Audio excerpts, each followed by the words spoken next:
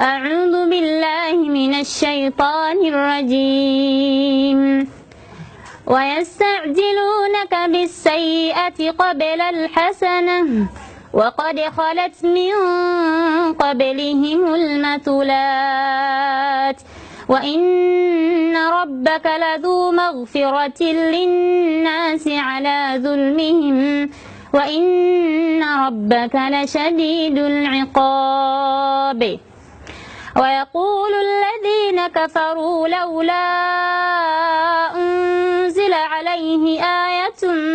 من ربه إنما أنت منذر ولكل قوم هاد الله يعلم ما تحمل كل أنثى وما تغيض الأرحام وما تزداد وكل شيء عنده بمقدار عالم الغيب والشهادة الكبير المتعال سواء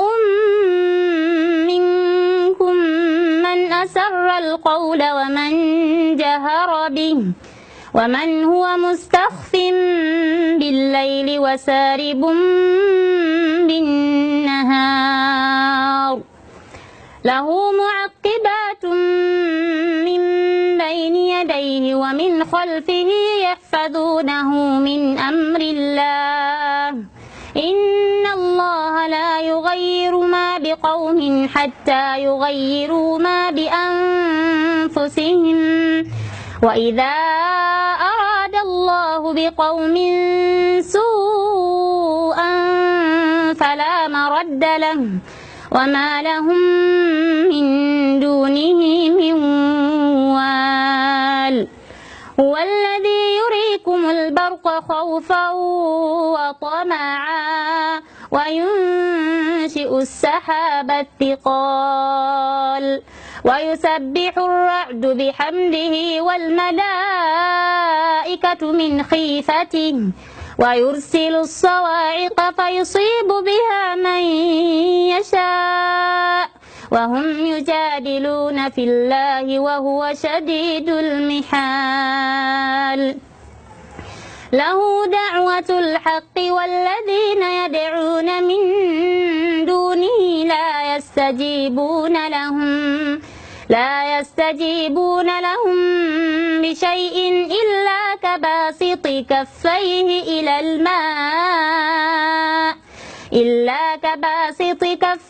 إلى الماء ليبلغ فاه وما هو ببالغه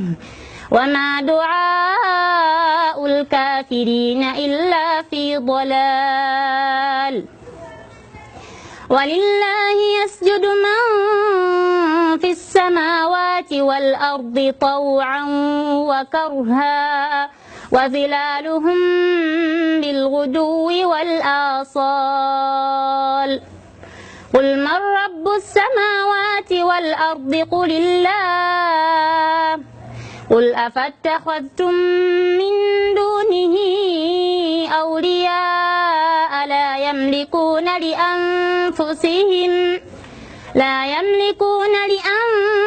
لأنفسهم نفعا ولا ضرا قل هل يستوي الأعمى والبصير أم هل تستوي الظلمات والنور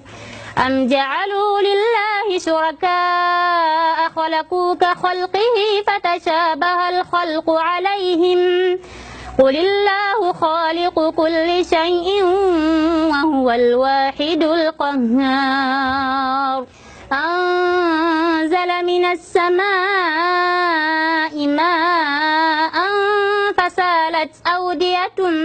بقدرها فاحتمل السيل زبدا رابيا ومما يوقدون عليه في النار ابتغاء حلية أو متاع زبد مثله كذلك يضرب الله الحق والباطل فأما الزبد فيذهب جفاء وأما ما ينفع الناس فيمكث في الأرض كذلك يضرب الله الأمثال للذين استجابوا لربهم الحسنى والذين لم يستجيبوا له لو أن لهم